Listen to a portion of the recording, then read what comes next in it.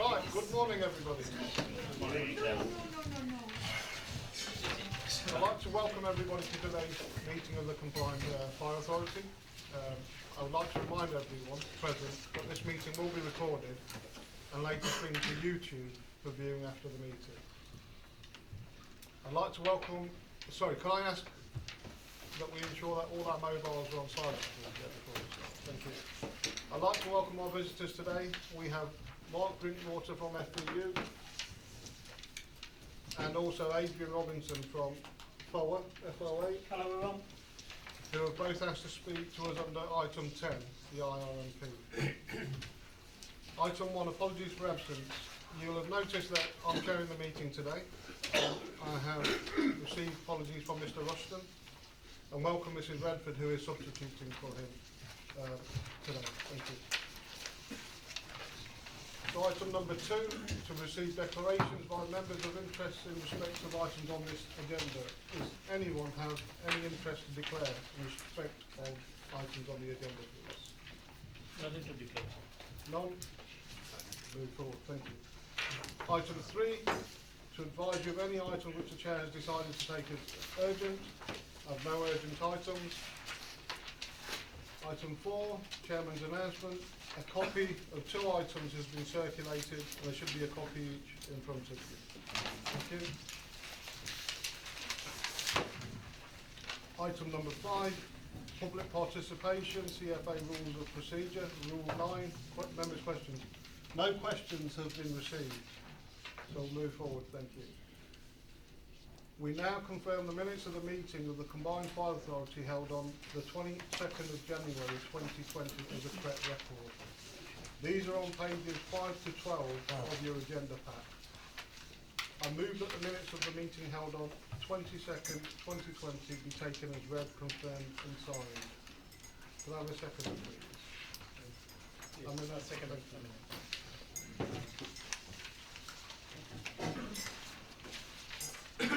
Next, we consider the minutes of the Corporate Governance Committee meeting held on the 20th of November 2019. These are on pages 13 to 18 of the agenda pack. I move that the minutes of the meeting held on 20th of November 2019 be noted. Is that agreed? Second, please. Thank you. Our first item is Revenue Budget and Capital Programme 2020 to 21. This is on pages 19 to 44 of your agenda pack.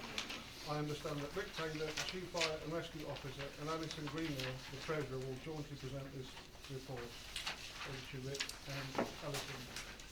I'm going to ask them a question. Thank you, Chair. At the last CFA meeting, I gave you a presentation on what our proposed budget looked like. I'm not going to do it again today. Just to tell you that nothing has changed since that presentation, and actually unusually we still haven't got final settlement figures. So they are published by MHCLG and were due to be debated in the House today. The reason the process is important because the settlement needs to be laid before Parliament for Parliament to agree, and the important thing that's in there is not only funding we will get, it's around the referendum principles, i.e. what you're allowed to do around council tax. It was due to be debated today, it was withdrawn yesterday for another discussion on another matter, so we expect it to be debated next week. In the documents that have been circulated to you, there is the technical resolution, what we're required, quite technical language around council tax. What that does include is the authority that you're hopefully going to approve the budget today. Once settlement is laid in front of Parliament, it gives Rick as Chief the authority to implement that budget. Should, for some unforeseen reason, what gets laid before Parliament be different, and is not something that we have the authority to enact, just to warn you that we would have to call an extraordinary meeting. But I'm not expecting that to happen. I think the delay is due to a debate around terrorism release today. So unfortunately we didn't get the £5 increase in council tax that we talked about at the last meeting. The budget report in front of you is recommending an increase within the referendum principles. I'm happy to take any questions. It's just a quick question on page 26. It's D, it actually says a funding review which will reassess the authority's need to take place. Do we know when that funding review is scheduled, or is it out there in the ether somewhere? We are promised it will happen this summer, but I was also promised it last summer and the summer before and the summer before that. So there are three big debates around public sector funding, particularly. I talk about local government because for funding purposes you fall under the local government banner. So this is fair funding, the spending review, and then the whole business rates retention issue. So all three civil servants are telling me are still in progress, still in discussion, and will be debated over the summer. Whether our funding mechanisms change for next year, or whether I'm sitting here next year telling you we're in an interim position, I can't guarantee. There is some noise in the sector around not wanting to do some of the things, and obviously with a general election before Christmas, again the mood music might change. So really the answer is I really don't know. It's a bit of air of uncertainty to some It doesn't help us plan because we would normally be setting a budget with a 3-year outlook, and I can't give you that 3-year outlook, and that's Not really good not. for you. It's not helpful for planning purposes. Thank you for that. Thank you, Becky. Mr Shepherd, please. Thank you. Can I just check my understanding of something? It relates to 2.9 on the agenda item we're looking at, about the reserves as a budget to being robust. I'm also trying to relate that to an item we discussed in January. It's on page 7 of the main agenda pack, actually, in which there's a report there that this is the fourth paragraph down on page 7. It says costs associated with etc. had not been built into the budget forecast. That is to some extent picked up in the answer given under Roman 3. So forgive me, I'm just trying to make sure I understand exactly the situation there. Is this the training facility? I have to say, I'm trying to keep Can I, up with some. can I assist? The councillor is referring to the paragraph which refers to Grenfell, Her Majesty's Yes. Inspectorate, Okay. and the IOMP not necessarily been included within the budget. Okay. Yes, it's a big one. Sorry, I'm going to the next Yeah, one. no, that's okay. So we do have some earmarked reserves. Obviously, the most significant one is the reserve set aside for the training facility. Yes. We also have a management of change Okay. was title. What we said is outcomes from the inspection and what might come out of Grenfell and Hackett is not in the base, because what we don't know at the moment is are we required to do ongoing pieces of work, i.e. change the way we do things and it becomes part of our budget, or is it one-off investment? Do we need to do one-off things? So what we've said is we're quite well placed at the moment, having some money set aside for what we might need to do. But what the Chief is working on is the plan of what we might need to do. Just to add to that, we've been told by the National Corps Fire Council that the discussions with the Home Office on Grenfell suggest that there will be an allocation of funding for a period of 2 years to deal with some of the identifiable issues associated with Grenfell. What we're not sure about is how that money would then be distributed and whether that would then be put into the baseline after the first 2 year period. So it's still unclear. Thank you for the explanation. Thank you. Mr Kathman, please. Thank you, Chair. Page 21, I'm sure I've missed it somewhere. Income. There's no mention of rental income. Is that because it's too small amount to put in here, or where does it go? The budget that's presented to you is the net position. So rental income is in here. Well, it said forecast income. It's can you see fire authority income point 3? 300,000. So it's from That's a rental income. it's not just rental, it's All the bits and everything, pieces. all bits and pieces, yeah. Thank you. Thank you. Mr Bolter. Yeah, sorry, Chair, yes, jumping around a bit, but on page 24, 1.6, horrible that the incident with the canteen, we did say at the last meeting, that's through to a business case. I'd like that somewhere referred to in here, because it's limited who you can actually get to use that part of the building. It may not stack up. So you may put £150,000 in here, which isn't going to be needed. So, subject to a business case, should be in there surely. I'm happy to include that in the capital programme. Yeah. Okay. Mrs. Wright? It's regarding page 23, 7.2 and the pension scheme.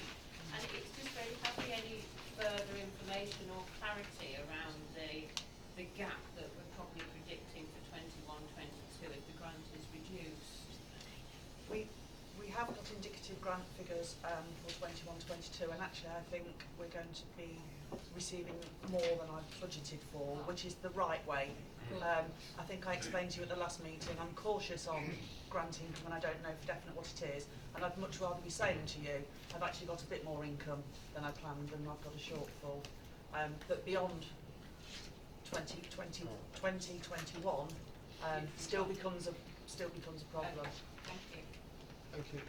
I'm going to... Yeah, thank you, Chair. Ms. Ferguson, 10.10, page 26. Other grants include new dimension. This is payable, for the maintenance equipment.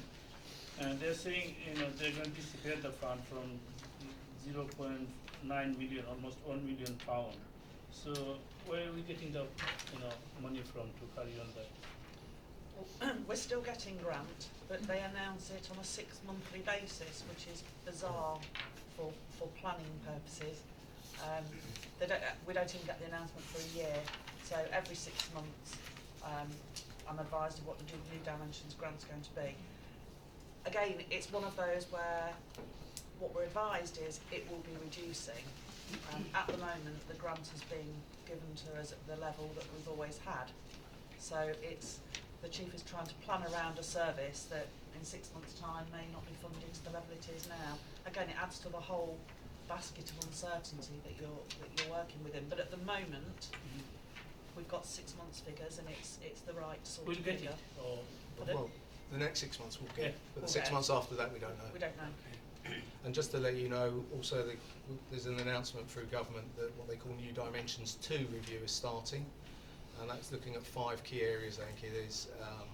We'll soon see, because of the grant, when this programme started, it was 2014. It's a 10-year programme to take to 2024, and of course everything's due for refresh in 2024. So hopefully the new sort of national position on the model that they expect us to work around will be announced before then. So I think the Treasurer's position on being prudent with this sort of money is the right way of going, but of course knowing we're only going to get it 6 months in advance doesn't help us, and makes our position potentially difficult when you look at how balanced our budget is and what we've got left in reserves. thank you. Thank you. Mr. Mulaney? Thank you. So it says on page 19, obviously you've seen this drop of nearly 2/3 in the revenue support fund since 2013 2014. And obviously we've seen with other services such as the police, the government's been quite enthusiastic to claim that there will be more money going towards it, but obviously we're not seeing a similar situation with the fire service. I mean, on page 21, I know that the ways of calculating these things will have changed slightly, but the figures for revenue support grant goes from 4.3 to 4.4 in 2021-22, which is about a 2% increase. Now we don't know what the inflation rate is going to be, but that's probably likely to be below inflation, I would have thought. So do we think there's any way that the government can be pressured into seeing that the fire service needs the sort of increases that the police need? Presumably you're all lobbying and campaigning for more money all the time, but do you think there's any prospect that the government might sort of have a similar attitude as it has towards the police and start giving us more money? We discussed this at CFA last time, and I would welcome you as members lobbying your colleagues and MPs. Yes, as officers we do lobby, and in the local government association's response to the settlement, the draft settlement, so they're covering the whole sector, the local government and fire, they actually specifically requested a £5 increased council tax permission, which obviously districts can, and you'll see, and you mentioned that police and crime commissioners had more flexibility than fire. So we did right. The LGA have written, I discuss regularly with civil servants who understand our position, but unfortunately when the settlement comes out, fire has not benefited. So from my purposes, then yes, we push for it, and I would welcome members lobbying too on the CFA's behalf. Thank you. Mr. Rybattier? Thank you, Chair. Page 29, 14.3, it says about the treasury activities. It says counterparty risk is borne entirely by the City Council. So I have two questions here. Number one, is that investment that is done by the City Council as part of its treasury strategy, does this come out of the precept that the City Council lies on the council tax? Secondly, why is it just City Council that takes the risk, given that this is a combined fire authority? Okay, this is when I became treasurer for fire, what seemed unusual or not necessary was for the relatively small cash balances that fire hold compared to the city. Obviously I've got two hats.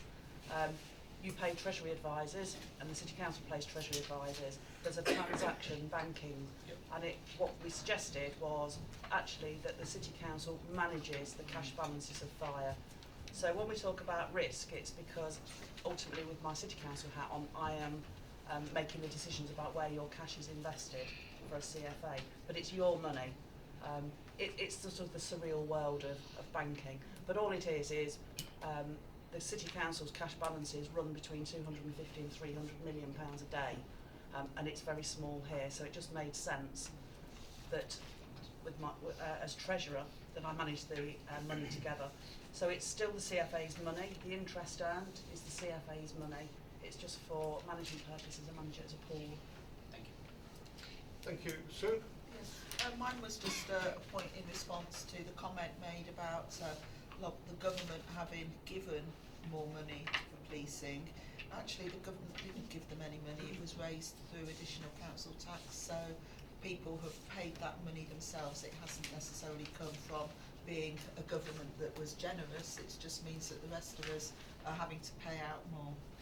Thank you. We'll move this on. Any more questions? No. Okay. Thank you. Final question. Thank you, Chair. It's page 25, 9.9. 50,000 is made available to match fund for the safety sprinkler provided in high risk premises. So at the moment, how much is invested so far from CFA to local authority, local building?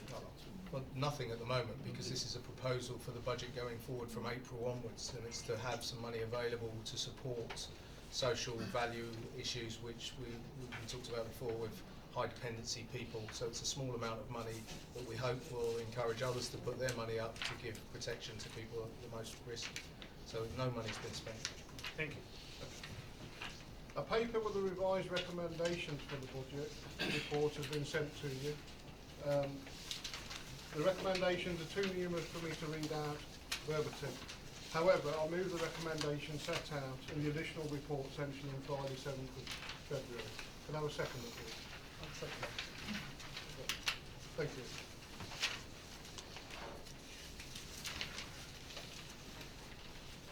We now move on to the pay policy statement 2020-21. Sorry, Chair, but do we need to sort of formally vote on that? In favour of Okay, we can go back. So we've got a seconder here. Do you want to have a show of hands? There you go. Thank you. Sorry. Thank you. We now move on to the pay. We now move on to the pay policy statement 2020-21. This is on pages 45 to 60 of the agenda pack. Rick Taylor, the Chief Fire and Rescue Officer, will present this report. Thank you, Rick. Thank you, Chairman. Members, this is a requirement, this paper is a requirement for us to publish pay of staff who earn above £50,000 a year. The format of the paper has followed a review that took place, I think, about 2 years ago, where the style of the paper was slightly different, and this really is a continuation of what we've published in the past in the same format, but with the more up-to-date details of staff who are moving across. And of course, as hopefully pay increases, more staff their salary starts to trip over into the band. So if you were to do a direct comparison to the number of people who are listed here, and it's not obviously it's anonymised, but roles that are listed here, you may see a slight difference from years ago, but that's not because we've employed more people at a higher level. It's just people who were on a threshold just below that figure two years ago, perhaps with inflation and pay rises have now tripped over and have to be identified. So I'm happy to take any questions that you have. Betsy? Yes, it's on page 51 on senior management. It's just a point of clarification. It's 2.14. It's about the use of vehicles and the fact it says with the option to use them for private purposes. I thought it might be appropriate if we could clarify that in terms of whether or not they pay a proportion of the cost for using a private. Yes, I mean, basically, unfortunately, the way the revenue have regarded what is classed as an asset belonging to the service has been recalculated, so it has now a detrimental effect on the users, whereas in the past it may have had a slightly more positive effect to the end user. Going forward, there is a contribution that's made towards fuel and the running costs, but of course there's a taxation issue as well going forward, which now will change from April 2020, and that's caused significant concern among staff because, of course, there is a level of tax burden now from being provided with a vehicle that they may have in the past enjoyed at a lower level. So yes, they do contribute and the figure will go higher, and certainly is a sore point to a number of my staff. Thank you. Any further questions? Sue? Mine's just a question about the option to use it for private purposes. Does that include just driving to and from work? Because people that use their own car are using it for private purposes, even though they're travelling to work. So I'm just clarifying what that actually means. At the moment, as we speak now, yes, the option to drive to and from work is included as business, depending on where the individual finds themselves as their availability to respond to operational incidents. So the cars that are provided to uniform staff are for staff who have command and control responsibilities to support operational incidents. The rules and the tax rules will change from April, and again that changes the position. And depending on what choice the individual staff member makes from April, whether they go under, I think the rules are 205 and 248. Please, if I've got those wrong, I apologise, not deliberate. But if they choose one scheme, then their home to work mileage is allowed by the tax revenue to be classed as business. But if they take the alternative view, they're not. So again, it's an individual choice that will be affected by taxation from the revenue. Thank you. Right. The CFA is asked to approve the Leicestershire Fire and Rescue Service Pay Policy Statement 2020 to 21. I will move this. Do I have a seconder, please? And all that agree? Yeah. Show of hands, please. Anybody against?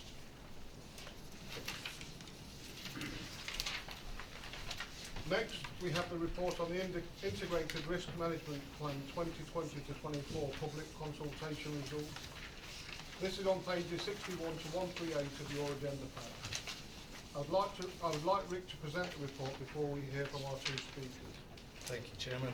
Members will remember that the meeting that was convened on the 22nd of January was originally proposed to discuss the outturn of the consultation paper following the RMP from last year. Of course, unfortunately, the government decided to have an election the day before your previous meeting that was scheduled in December the 13th, and therefore that meeting was postponed. So the agenda on the 22nd included not only the extraordinary item, which was the RMP, but of course the agenda items that had to be taken forward from December, so that prolonged the meeting.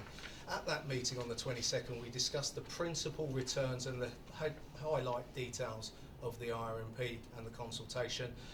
We knew, because of the governance timings, that we didn't have the full report. We'd received that in service on the Monday before the Wednesday that you met.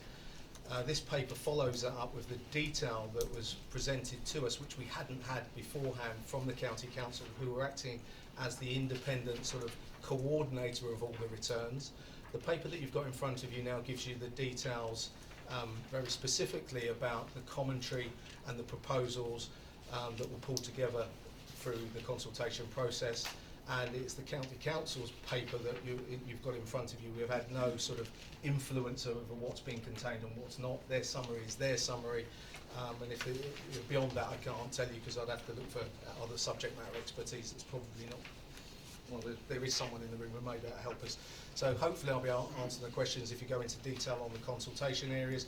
But this paper basically gives you the 7 areas that were agreed in June that members were part of, that the project 4 that we went out to consult in September. It gives you a breakdown of how the respondents dealt with those individual questions, and I think in essence, if you take the fact that they're generally supportive of all of the proposals, that's the way that certainly I will be taking forward with your approval our RMP forward to 2020-2024. Happy to take questions. Shall we take questions now, or shall we hear from our speakers? Yeah. Shall we hear from our speakers first, and then we can take questions? Yeah? Chair, I'm not sure if I need to declare an interest as I was on the IRMP board. So whether that's something that I need to have declared at the beginning, doesn't really. We'll know that. That's similar for myself, Mr. Chairman. Thank you. Thank you. So firstly, I'd like to invite Mark Drinkwater from the FBU to join us at the table. I want to keep to time, so please keep your speech to 5 minutes. As quick as I can. Morning, Vice Chair, members, and thanks for the opportunity to address you today. Firstly, my name's Mark Drinkwater. I'm a firefighter of just over 25 years. I'm also the Brigade Secretary of the FBU and I represent 350 members within Leicestershire, within the 224, the day crewing plus, the RDS and the officers' branches. This was my first IRMP in an official capacity, and I admit I awaited it with a degree of trepidation. To be honest, I was a little underwhelmed. Key purpose of an IRMP, as I had read, is in essence to identify, measure and mitigate risks. This IRMP has tried to identify the risks within our county. The maps, diagrams and statistics somehow tell us how we measure our performance in terms of times and numbers. But what concerned me mostly was its application of the mitigation. I work in a dynamic environment where operational guidances and constant training enable crews to apply their skills and get the job done. A recent phrase which is particularly painful, but we also have the elements of the F word, flexibility. An IRMP, however, is not the place for such a word to be used alone. If flexibility is requested, then it should be shown how that flexibility is to be used and what the parameters and scope of this allowance are. Whilst I appreciate the Chief would like this golden ticket, it's a dangerous ticket to issue. Let us not forget that this is consultation. It is asking the public whether they agree with the direction that our management and yourselves have for the direction of our service. Flexibly repositioning firefighters is simply not enough of a question. How, to where, for how long and at the detriment of what?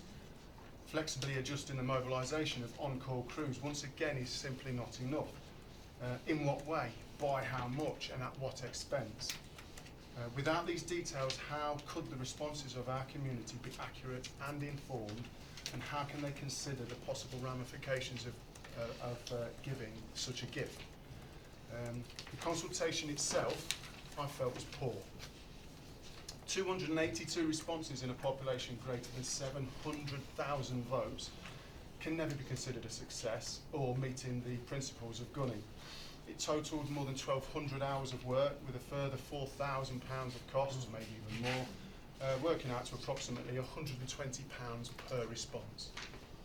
Leicestershire is a proudly diverse community, and yet the engagement within our minority ethnic groups has brought about a mere 83 responses. This is unacceptable. How can a consultation be considered legitimate? Where were the inclusive events and the focus groups which would have got the service into these communities. The 7 proposals were either vague or asking permission to do something we are or should already be doing. It also asks if we should replace the aerial ladder platform without explaining the implications of choosing not to do so. And last but by no means least, question 7. Firstly, the proposal is to implement an alternative to day crew plus shift system. But I've looked and it doesn't give an alternative to consider. So how can our public make a decision without those differing options? I know what the Chief will say, that there aren't any other options. This has been the position from day one, certainly his. I'm sure Hereford and Worcester said the same, and South Yorkshire equally. Yet, through negotiation and compromise, the management and the FBU were able to devise a route out of this situation, which is similar to ours. Since the outcome of this judicial review in South Yorkshire, we, the FBU, have been honest about the direction Fire Brigades Union would take. We've been clear in our intention to work with the Chief in the hope to address the areas of the shift that are deemed unlawful. Our National Executive member met with the Chief, giving a firm commitment to formulate a working group with the service to look at the options that would find a solution as South Yorkshire had with a lengthy period in which the service could implement these changes. Sadly, Rick left that meeting with the idea of the working group, but set one up without any meaningful autonomy and without FBU involvement. We were made aware of this. Last few seconds. Sure, we were made aware of this, and the sole focus of the Chief was to circumnavigate the judicial review. We are aware that Rick, in a closed session of this fire authority last meeting, presented a paper which we believe tees up today's You want to paper. summarise what? Sorry. Yeah, I can go finally. Recent events in Hereford and Worcester should stand as a key to your decision today. Their fire authority has also advised that an agreement with FOA would satisfy the HSE's concerns over the close proximity crewing by lawful modification via a collective agreement. However, the head of legal services stated that there is a very real doubt that a collective agreement signed with FOA would be sufficient to satisfy the requirements of the working time regulation, and the authority therefore cannot be recommended to continue with DCP. It further clarified that the inevitable legal challenge would bring a significant risk and with it sizable costs. South Yorkshire also flirted with FOA and unfortunately was forced to reverse. And in doing so, incurred legal costs of £250,000 on the last one, £250,000 and significant compensation claims. Our commitment is to enter into meaningful negotiation to seek an agreement that can aid a way out of this mess, with no cliff edge scenario, which unfortunately the Chief has created to further ramp up the fear and to the need to take an ill-advised decision. Proper transition and compromise can resolve this issue. Recently I lobbied Parliament with other regional FBU colleagues, speaking with local MPs about the need to improve funding for our service. At the same time, South Yorkshire, who had been through our similar problem, were there, but they had a different approach. The head of the CFA, the head of Human Resources, the regional secretary of the FBU, the chair, the secretary of the South Yorkshire FBU, all attended as one team. That is something that I hope myself and perhaps Callum we can aspire to do also in the future. Thanks very much for your time. Thank you, Mark. I'd now like to invite Adrian Robinson from FOA to join us at the table. Again, I will remind the 5 minutes. Okay, thank you. Morning everyone, morning Vice Chair. Ladies and gentlemen, I'm the Chief Executive of the Farmers Association, National Chief Executive. We've been working closely with your principal officers now since last June, looking at a way where we can actually maintain the situation with Day-Cream Plus stations. The Day-Cream Plus system is fit for purpose in your service. The firefighters like working in. There's a waiting list of over 50 people to work that system. As a consequence of our involvement, we now represent over 80% of those staff working the Day-Cream Plus system. It offers the best fire cover for yourselves with the resources available, for your communities, and we're talking about people now. The communities get 24/7 fire cover with the budget you've got available, and listening to the budget conversations, there is uncertainty about the budget, and this provides the best fit for this service. Equally, your service was praised for providing flexible working arrangements for your staff. Tom Windsor in the State of Fire report said, and I quote, services need to do more to make sure their workforces are productive. For example, the 224 shift system is not always the most effective and efficient. If you remove this duty system, there is no way at the moment you can revert back to a 224 system. And South Yorkshire at the moment is living beyond their means. They're reverting their, I know myself because I'm from South Yorkshire. I spent 30 years in South Yorkshire Fire and Rescue, so I know that service intimately. And at the moment, they are living well beyond their means to provide, to revert the Day Queen Plus duty system there, which is called CPC, but it's the same thing, trying to revert that system back to 224, riding 5 on each truck, and having to take money out of reserves to prop that system up because they can't do it out of their existing budget. It's not possible. So let's talk about people in your communities. If you remove night cover from 5 or 6 of your fire stations, that's a serious issue, and that will keep me awake at night. In addition, we've got a body of staff who are willing to work this system, and to remove this system from those fire stations will give them a significant and severe problem around financial hardship because you're removing 27% of their salary. And I'd just like to quote from one fighter who stated, on a personal note, if DCP has to cease, then this will cause me considerable problems, financial and personal. Knowing this system was available to myself, it allowed me to move out of county after some major health issues within my family. This enabled me to keep my job.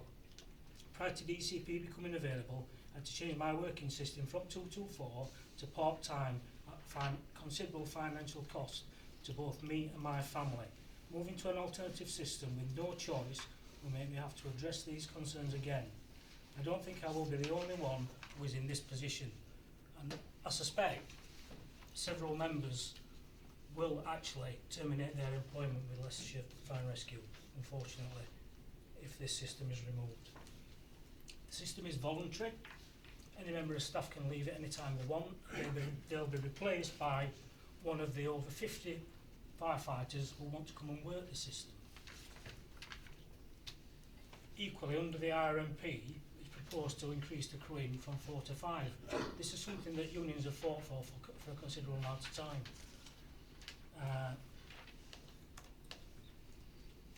Regarding the Health and Safety Executive, I've been to see Carol Downs, who's the National Fire Lead for the Health and Safety Executive, and it's their position in the letter that she wrote to Chief Officers, and I quote, HSE's position is that any fire and rescue service that has or is considering implementing an alternative duty system must be compliant with the working time regulations unless a collective agreement is in place with a recognised trade union. She doesn't say which. She says a recognised trade union. Do you want some more paper? Okay. So, in conclusion, DCP has been successful in Leicestershire for 6 years. It's the best fit financially for this service. DCP is very popular with the firefighters, hence the waiting list. And some of the guys who work the system are sat there. This is why they're so keen to keep the system. Your budget precludes returning to the 224 system on all those fire stations. And the financial impact of a 27% pay cut from DCP firefighters and their families is in most cases severe, and in some cases it's catastrophic. Thank you. Thank you very much.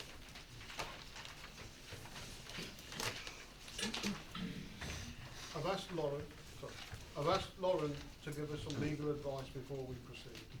Thank you, Chair. Yes, members, you'll note from the recommendations of the report that you're not required today to make any decision on the future arrangements for the DCP system.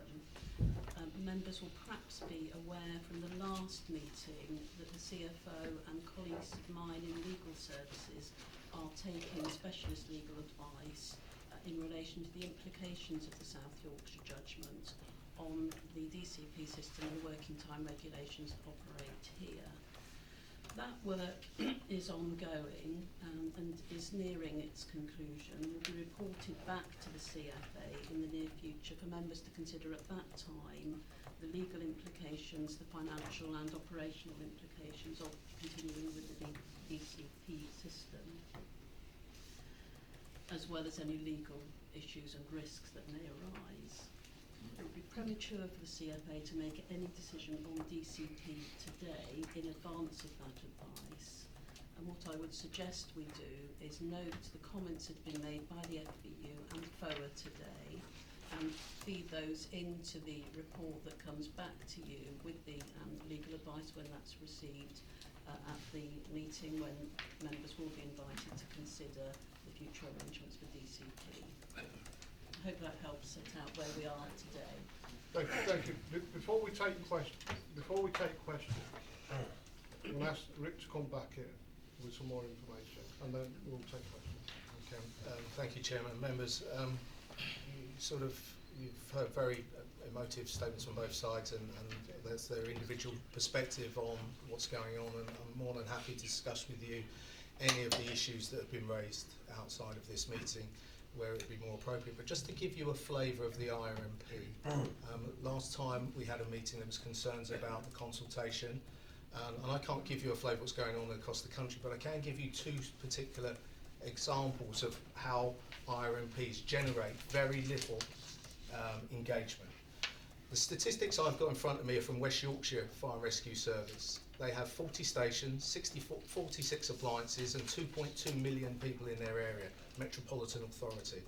They went out for a 10-week consultation in September to November 2019 with only 4 proposals, and 2 of those were for public consultation. They received 197 responses.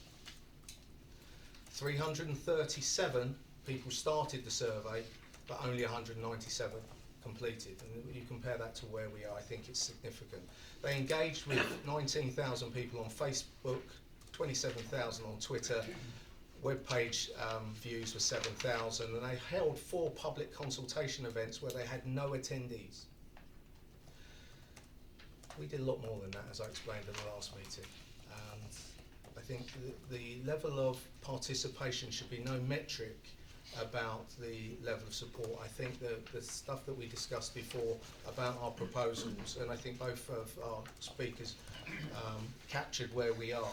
You know where we are. Our IRMP is constrained by the level of affordability that we can make, and it's important that the Treasurer is able to give you a balanced budget, which she has done for this year. Going forward, we will obviously have to take the legal advice, and I will give you whatever necessary recommendation I can do. Please take it that we do engage with our staff. Any suggestion that we don't, I think, is a misrepresentation of where we are. Unfortunately, certain parts of conversations are played out in forums where it obviously gets the best attention, and the other conversations are missed.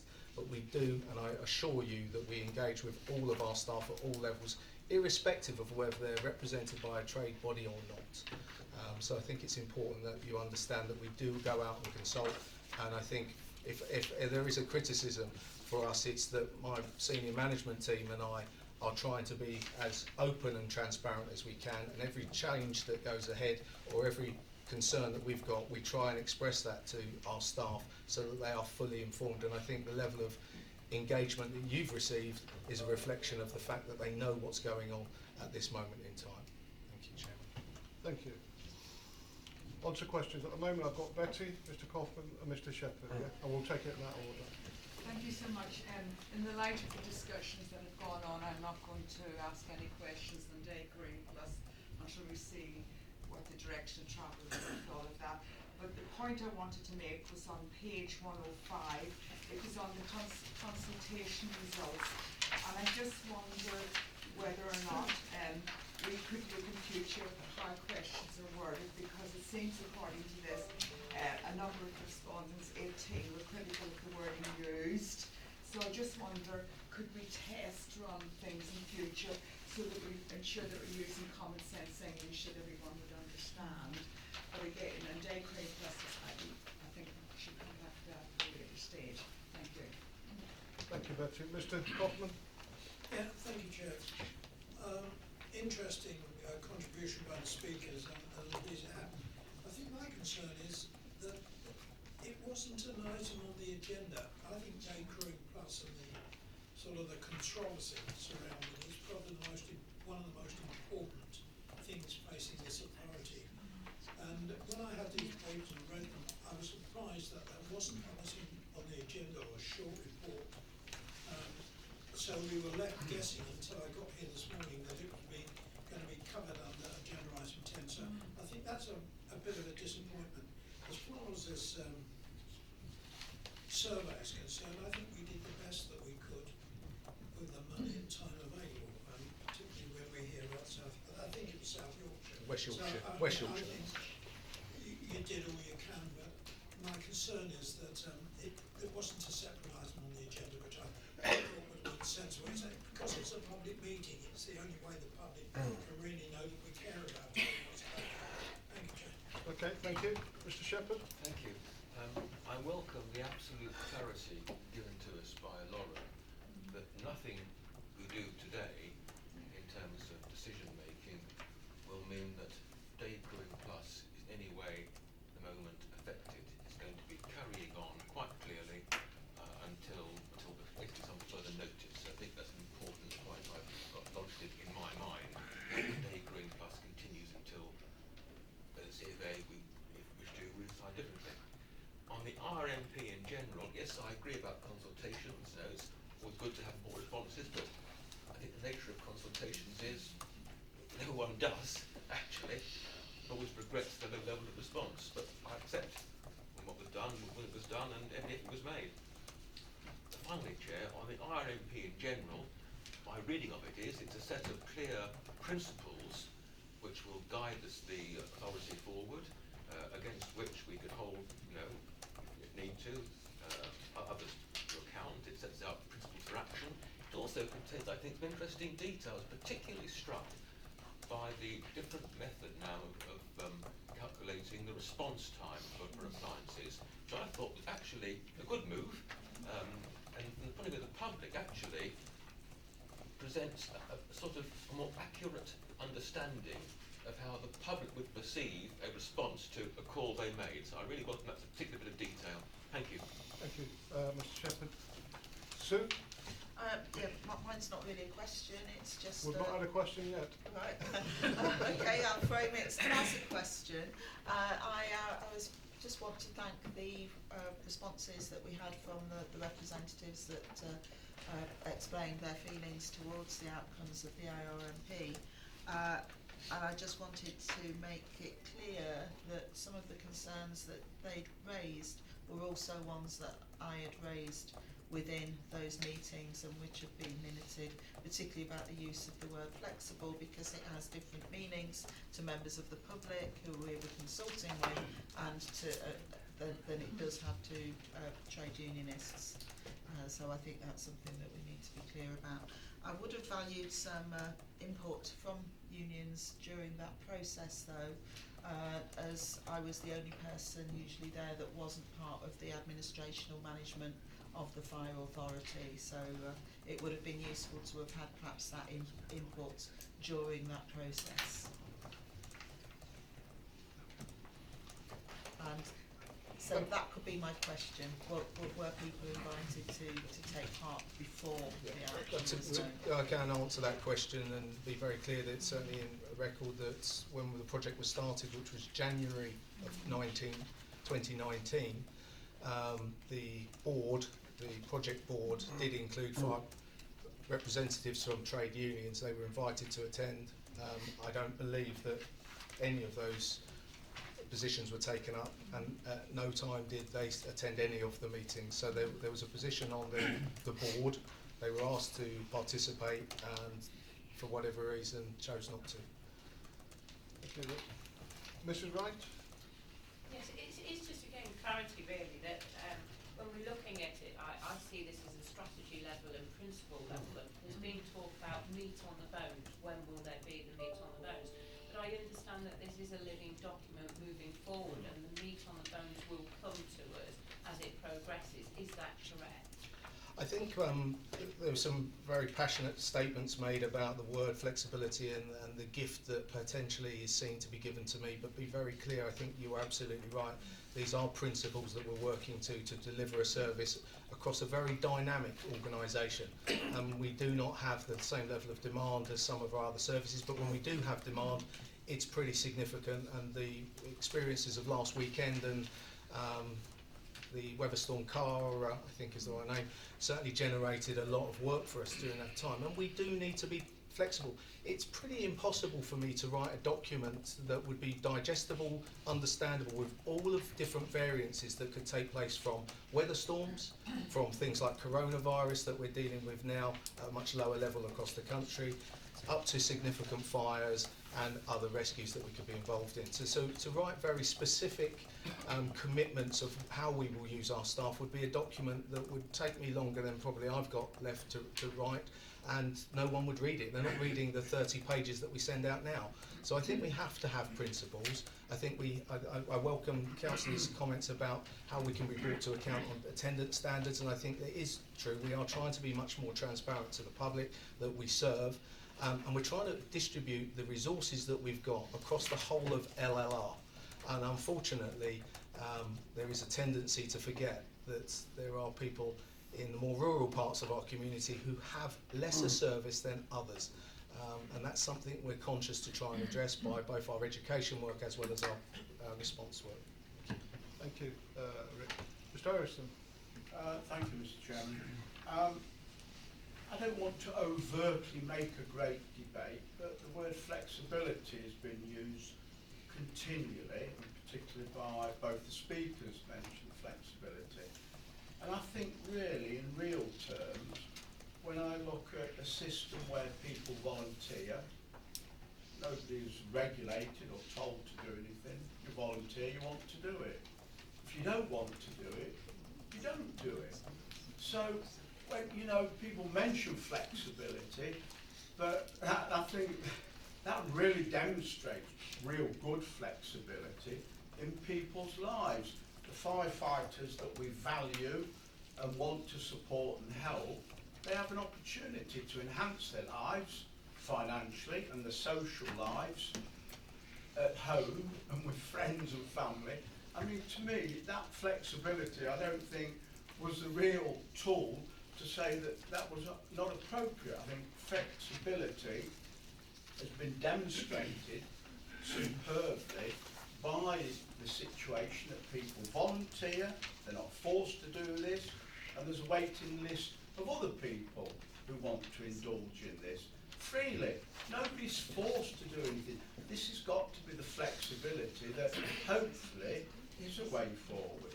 Thank you, Mr. Chairman. Thank you, Mr. Harrison. Mrs. Redford. Yes, I find it very interesting to listen to two different points of view from the two union people. As most of you know, I was on the Fire Authority 6 years ago when this was decided, until I was given another job at county. I have missed coming on here, and I found it very interesting today. And as I say, it's nice to listen to different points of view from unions, and certainly the unions that are listening to their work, their people that we represent. Thank you. Chair. Amina? Yeah, just one question. Lauren mentioned about the legal advice. When are you going to have that legal advice? And within the combined fire authority, can we make any decision by ourselves? If you have the advice from the legal team. So the discussions that we've been having are we're looking at that report coming back to the fire authority between now and the annual meeting, and I discussed tentatively with the chairman whether we'd have an extraordinary meeting just to consider that one issue in light of the importance of it to the authority. And the chairman was happy to take the item in that way. So I think it'll be in the near future. It's clear we've got to make a decision on it. There are a number of things to work through, though. It's certainly not a straightforward piece of work, and that's why it's taking some time. We're giving it a great deal of care to make sure we can give the authority, when it comes to make a decision, the very best possible information upon which to base its decision. Thank you, Lauren. Right, shall we move this on? Thank you. It's recommended that... I'm sorry, Chair, I'm a bit concerned with the lack of response. Can I ask that until it is resolved, an item relating to day cream plus at least goes on every agenda until we've resolved it? It's got to be kept before us, and the public have got to know that we're dealing with it, and what it is. Yeah, that's agreed. We'll do that. Betty? Just a final remark, as I'm supposed to be the equalities champion of the Fire Authority, can we ensure whether or not an equalities impact assessment has been done in all of this? I think that it has been, but we can revise it. So we will be there as we need to see it. Any others? No, thank you. It's recommended that the CFA notes the contents of the report and the sporting appendices and approves the 7 proposals in the 2020-2024 IRMP. I will move this. Seconder, please. All agreed? Yes. Thank you. We now move on to the Leicestershire Fire and Rescue Service financial rescue updates. This is on pages 139 to 142 of the agenda pack, and I'll ask Alison please to present this report. Thank you. Thank you, Chair. We have a very short report in front of you. Excuse me. You'll recall that we had a very difficult audit of accounts last year. Yeah. A combination of new external auditors who were significantly more challenging and quite rightly so of our accounts and excuse me clearly I haven't spoken for long enough, that's all right, I'm all right now, thank you. And also what became evident is not the depth of experience that I expected within the finance team. So what happened was when the external auditors really got under the skin of some of the numbers, it was clear that the finance team preparing the statements hadn't got the level of expertise and couldn't justify and explain some of the numbers. What happened is you had a clean bill of health for the accounts. The figures weren't wrong, but what it became evident is we hadn't got here the experience that I expected to be here to be able to produce a good set of accounts. I agreed with the chair that I would just bring you a short statement back so you have some assurance about where we are. So where we are is we've engaged an experienced interim finance manager to actually boost the resource available. And we are, with the City Council input, the Chief Accountant, Amy, who often comes to the meeting, and her technical team are doing both training and supporting the team, because what's important is we don't get someone in to do it for you. What we need to do is upskill the resources here to be able to make them resilient for the future and get a good finance team with the right skills. So that's the approach we're doing. We're also working very collaboratively with our new external auditors. So it was a lesson learned for them last year, because actually some of the engagement with us wasn't as I would expect it to be. It was a bit late, it was quite aggressive in places. So we have sort of reset the position to work much more collaboratively to where do we want to be about a set of accounts, not waiting for a document to land for them to start saying, well, I don't like the look of that. Lots of early work, lots of engagement. It all sounds good, it is good. We have quite a way to go, and I expect quite an amount of input from the city's technical accountants to make sure we have a good set of accounts this year. As I said, it's a long process because getting the documents in front of you is one thing, making sure that we have the skills to be able to do that ongoing and be self-serving and resilient going forward is important. So this is just really the update of where we are. The sort of next test will be when you have a set of accounts in front of you. But I will, and I'm happy to, just to give you that reassurance at each meeting that we're progressing well. Thank you, Alison. Questions on that report? Okay, brilliant. Thank you. It's recommended that the CFA notes the report and makes any recommendations or comments as it sees fit. I will move this. Seconder, please. All agreed? Agreed. Brilliant. Thank you. Item 12 is on-call review. Project update. This is on pages 143 to 156 of your agenda pack. And I'll ask Rick, Chief Fire and Rescue Officer, to present this, please. Thank you. Thank you, Chairman. Members, this is an update and quite a timely one with the discussions we had on item 10, because this obviously really important. As a service, like many fire and rescue services around the country outside of the big city areas, are really dependent, reliant and have need of on-call firefighters to give levels of commitment and fire cover in the much more sort of rural areas, and to supplement, in many cases, the more urban areas.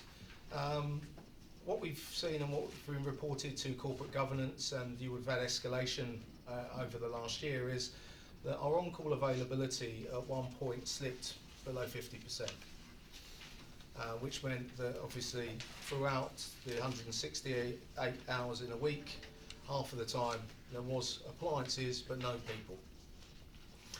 We set up a project last January to look at how we might use the staff, and I hate to use the word in the way, without sounding condescending, flexibly. We have to be flexible with staff who give up a huge amount of time for a very small proportion of money when you break down their commitment in working hours. And we have to use flexibility in a word that meets their needs and meets the individual community needs. And this paper just gives you a summary on bullet point 4 of some of the areas that we've looked at with those staff, and we are testing those proposals at various different duty systems with the consent of the workforce. Nothing's been imposed on them. We've asked them, given them some suggestions, engaged with them about alternative ways of providing fire cover, because that's ultimately all we're interested in doing, working around their individual circumstances. We're in a position where we've got some of the data back, and it is pleasing that we've been able to report a steady increase in operational availability of on-call fire appliances in the last year. And I think whilst we've not seen a huge spike, an 8% increase across the whole of the service is significant because it's been sustainable. It's not been peaks and troughs, it's been sustainable progress, and I think staff should be really congratulated on their efforts, and certainly the teams working with them on the support they're giving. What we propose to do next basically is to start to evaluate each and every one of those proposals to see if there is a winner, and I don't think there is. My discussions with the project management yesterday was that this sort of works in one area, with no idea why it doesn't work in a different area. But I think it goes back to that point. We need to be adaptable, agile, flexible, whatever language you want to use that makes it meaningful without being offensive. So this is giving you a sense of the work that we're doing, how we are considering using tactical response vehicles, where we've put them in places where on-call availability is known to be very, very difficult, and where we've seen improvements. Obviously going forward, clearly what we've recognised is not everyone is motivated by money. You know, our on-call staff do a huge amount for very little remuneration, but of course what we have to do is make sure the remuneration is proportionate to the amount of work effort they give us, and of course with some of the increases in demand that we're seeing across the sector, we're having to increase the training burdens on them, and their skills and needs to maintain those burdens is quite a burden at times to them. So we're trying to work around how we recruit, retain and support them going forward. So this is a paper that just gives you a sense of where we are. There's probably a bit more detail that I'd like to submit under normal circumstances, because we're trying to keep these as strategic papers. So this includes a lot of data and detail on a more tactical level, but it does give you hopefully a position of where we are on that project. Hopefully if you've got on-call firefighters and stations in your actual areas, you'll have engagement with those, and hopefully this message that we're working with them is a very positive one, and hopefully you'll receive some of that back, and I'm happy to take questions. Questions, please.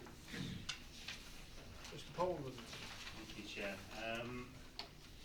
As you say, Chief, it's so important that we part of our service that on-call offer, and obviously by definition they do have other commitments and jobs and so forth. A good friend of mine's an on-call firefighter up in Leicestershire, and I know sort of the balance he has with his sort of 9 to 5 job, if you like, doing this and then the family life. What engagement do we have sort of direct from employers to make it so that employers see this as something that is a positive to have an on-call firefighter in there, as opposed to an employee who might just go off at any moment? Okay, it's a really good question, and we are doing work with a number of employers. In fact, we are trying to introduce or reintroduce an employee recognition scheme for those employers who do release staff, and to give them, even if it's just a thank you from us, a letter from us, a certificate from us, just to have something that they can say they support their community by. Of course, you'll know, as I do, that many of the bigger sort of suppliers of employees, bigger workforces no longer exist in the areas that we would like them to be, and can't release them in 5 minutes. But that doesn't stop us from working with local employees and small employees, but it's a much more difficult game, and of course our resources are stretched that we can't dedicate teams to go out and do that work. So it's a bolt-on to many of our officers' work to support and to look to grow the engagement process with businesses. Thank you, Rick. Further questions? When it comes to recommendation, I wonder whether we could just add a note of our thanks to those who serve as on-call firefighters, and our thanks also to those employers who allow them to do that task. It's highly important and perhaps not recognised quite enough. I'm certainly content with that. I think it's very worth doing. Thank you. Right. It's recommended that CFA notes the progress made with the on-call review project and the impact it has had on the on-call appliance availability, which has increased by 8% in the last 12 months. I will move this. Will I need a seconder, please? Take your pick, please. All agree? All agree? Yes. Thank you. Now we have service delivery update. This is on pages 157, 164 of your agenda pack. And again, I'll ask Rick to present the report. Thank you, Chair. Members, you'll hopefully recognise the style of this paper. It's a paper that we always submit at CFA meetings. It gives you obviously a sort of greater position than where we were initially finding ourselves, because of course we were supposed to report this in December, so we've got a period from September right the way through to where we are today. Some of the key highlights here are obviously showing what I've just talked about, an increase in on-call availability, how all of our staff are working very diligently to improve our turnout times, and it's important that we are looking at a whole systems approach to improving that.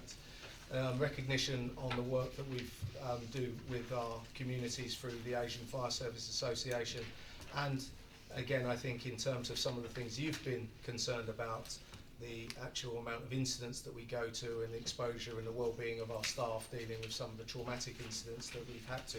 So again, this is the first report that actually includes the total number of fatalities that the service has dealt with during the period to date, and of course we're not trying to highlight anything other than what you are actually asked us for. There's some incidents of note in here, and again, as usual, I'm quite happy to take any questions if there are any. Thank you. Betty first and then Mr. Cox. It's not so much a question but a commendation for all the work that has been done in terms of prevention. If you look down the list there on page 158, that you are actually trying to get into areas where there's difficult to reach groups, and that's not an easy thing to do. But what I really wanted to say was to commend what was happening in terms of the Positive Action campaign. This was, some work there was done by two firefighters in the Loughborough station, and they actually won an award. I saw the award, which was great, for the Positive Action initiatives. It's a shame we couldn't see it here as a full CFA, but I think we need to commend the work done by firefighters in terms of the Positive Action work. Thank you. Mr. Cockman. Thank you, Chair. It's the report on paragraph 22 to 26, and we mentioned the available tactical response vehicles, which has dramatically increased the availability of staff to go out. It seems a brilliant idea and it seems to be working, but it didn't just occur to me that one of the concerns we had when they were being brought in, that there could be events that they respond to where it is not the appropriate vehicle.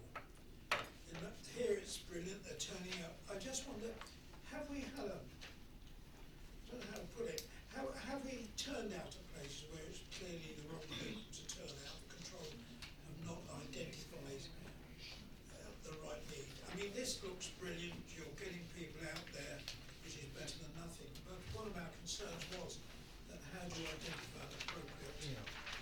Again, it's a really good question. I think I don't want to mix our metaphors, but turning out to the wrong incidents would be like we're turning people out incompetent to deal with or assess what they're facing.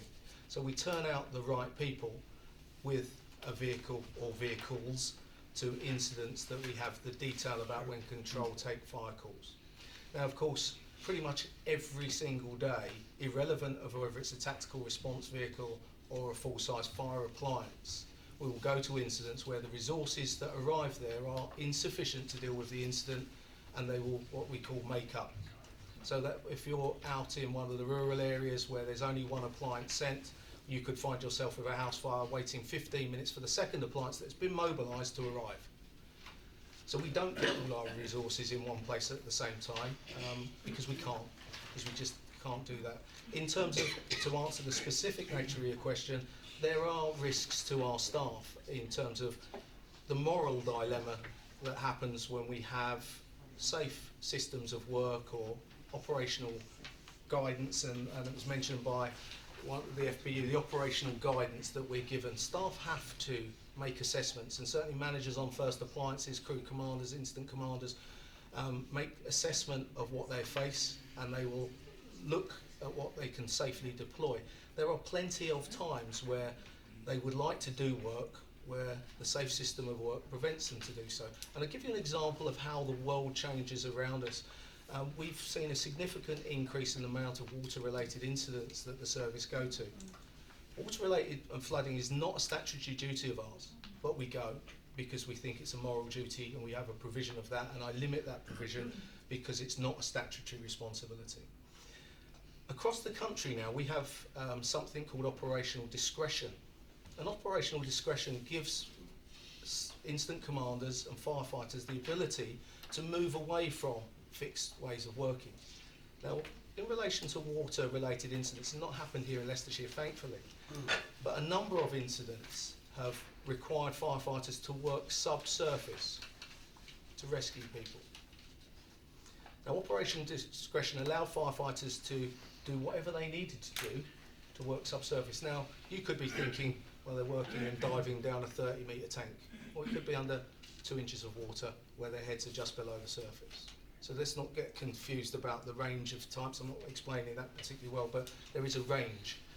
But there's been a number of incidents across the country that have required subsurface action. Now, the operational discretion around that particular incident type has now been taken away from us. So we have got to come up with confirmed ways of working for staff, so that the operating environment that we're in, and I perhaps have sort of gone on a tangent here, is a completely dynamic one. It does require us to use whatever resources we've got to deploy, to assess before a full deployment can take place.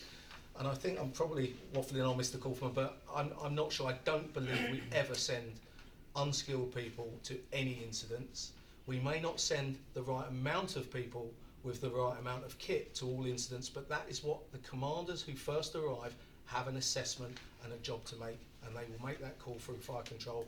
And I don't believe we've been in a position where we've not been able to resource, not just from within, but we are reliant on our over-the-border neighbours for many of our incident responses, and they are the same with us. So, you know, it's a very, very complex environment that we work in, but hopefully I've explained we don't ever send the wrong people to the wrong place. Okay. Thank you. Thank you, Rick. Mr. Poland. Thank you again, Chairman. Paragraph 31 is just really, I don't understand a couple of the points on there regarding the fatalities. Could you just clarify, first of all, what does affecting entry exit mean that isn't covered elsewhere on that list? And also, the assisting other agencies, does that include, because I took that to mean, what does that mean basically? I know that, but yeah. Can mean a lot of things. I mean, one of the things that's difficult for us is how we close an incident. So the reporting closure from fire control and the way an incident's closed with the incident commander would be dependent on the variances that you described. So some of these incidents are, we've had a call to an incident where a person's not been seen. Now, it may have come from the police or it may have come from the ambulance, and they may be on scene when we arrive. So that will be assisting another service because they're there. They may have called us and they may be arriving when we arrive first, and we gain entry before they arrive. And there'll be a slight nuance in that way. So the way it's recorded is dependent on the incident type. We don't have, and of course these are the issues that you're concerned with, and rightly so we're concerned with, about exposing our staff to incidents. But in the end, there is someone at the other side of whatever we're doing. Generally, our principle is clearly to save life. Unfortunately, in many cases like these, as you see here, that's just not possible. And of course, what we're trying to do is give dignity to the family and the individual when their life has been lost. Thank you. Mr. Bhatia? Thank you, Chair. On page 159, number 16, it says fire control handling 12,000 plus emergency calls. Is this, for my clarity please, is this the 999 call or is it after the 999 between that and the fire? No, that is 999 calls. I'm looking to colleagues in the room. It's 999 calls. But just to be clear, some of those calls are duplicate calls to the same incident. So of course we may have a fire that many people see and they'll report in. So if you look at this figure and then you look at the number of incidents we attend, the number of incidents we attend is lower than these figures because of the duplication of calls. But these are emergency calls, not administration calls. Thank you. Thank you, Rick. Just for the information, Chair, Chief said about the flood incident. Who is responsible for rescuing people if they're in the flooding? Is it fire? Could be you and I. Could be you and I, Councillor. There is no statutory duty on any public body in England to rescue people in flooding. I mean, the Bain review that came out, I think, in 2003, identified that this was an area of concern. In Wales, the duty is with the Fire and Rescue Service through the devolved administrations, but that's not the case in England. So it's a duty that Fire and Rescue Services undertake on behalf of communities because, of course, we generally we have the most adequate kit and provision, but it is kit and provision that we provide that we don't have to, but we feel a moral duty to. I'm sure you'd challenge me if we didn't, so I think it's appropriate. We will. I just wondered because there is a lot of flooding in Leicestershire, especially Loughborough. So we should approach to the central government for funding of these incidents attending. I think if members, a bit like the earlier point that the Treasurer made, if members are minded to sort of lobby MPs and lobby Parliament for the statutory duty to be actually applied to one of the services, I think that would help us all. If that became our duty, then of course we would expect to be funded accordingly.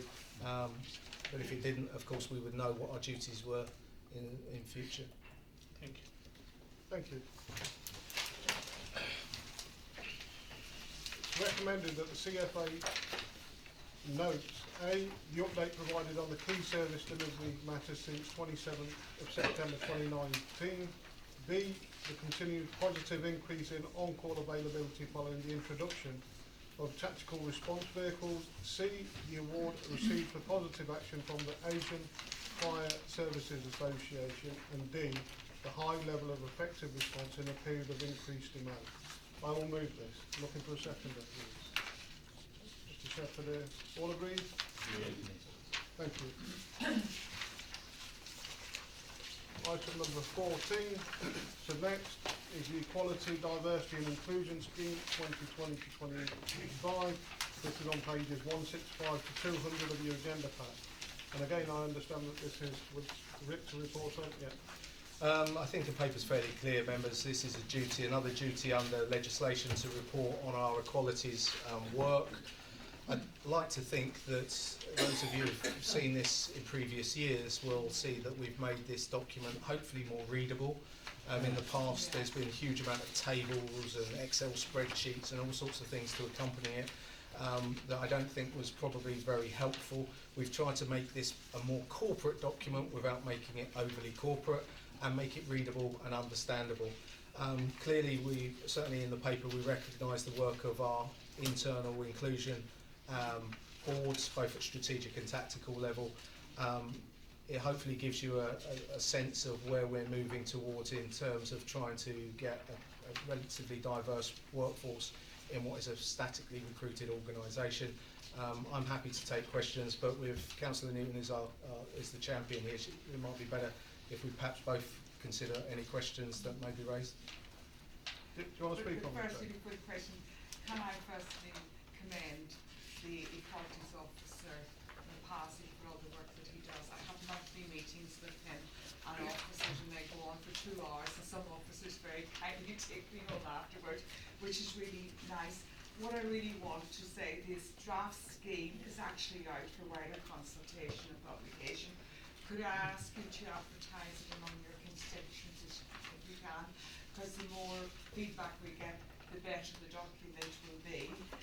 Also, I mentioned earlier, we actually won a positive action award, and this was, as I said, work done by 2 fire officers at Loughborough.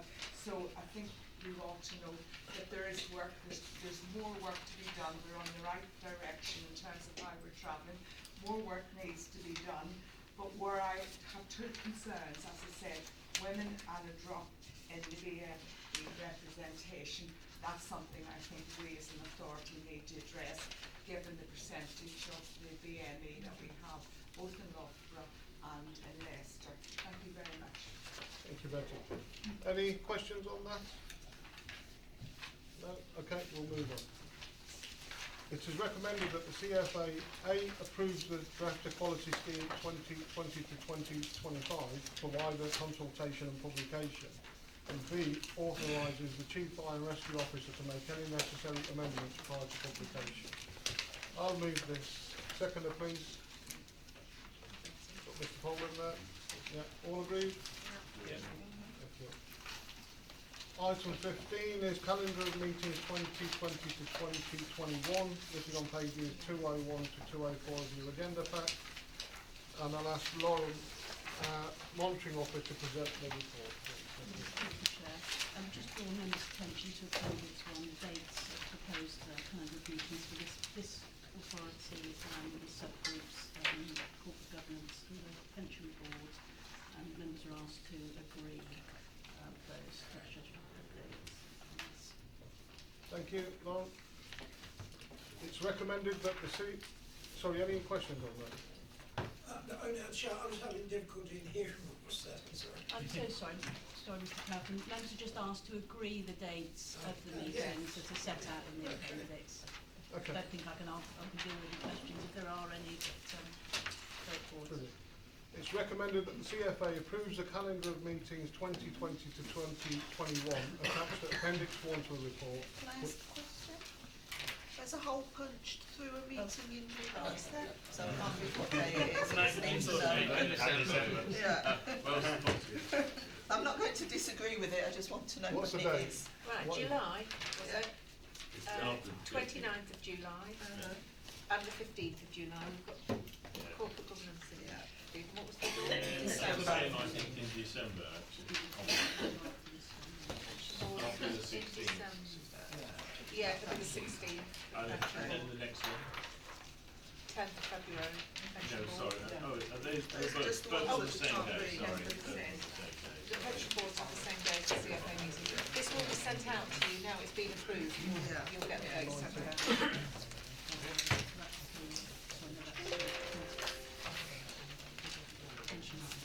Any further questions? All clear now? Question? No question. Right.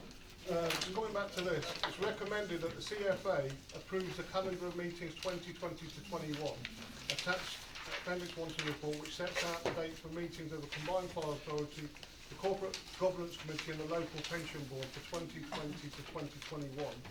I'll move this. Seconder, please. Got Mr. Woolworth there. All agreed? Yes. Thank you.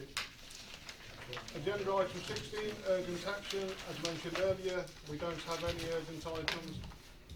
17, date of next meeting. The next meeting of Leicestershire and Rutland Combined Fire Authority will be held on Wednesday, 17th of June 2020 at 10 a.m. at Leicestershire Fire and Rescue Service Headquarters, Birstall. That's all I have. Meeting closed.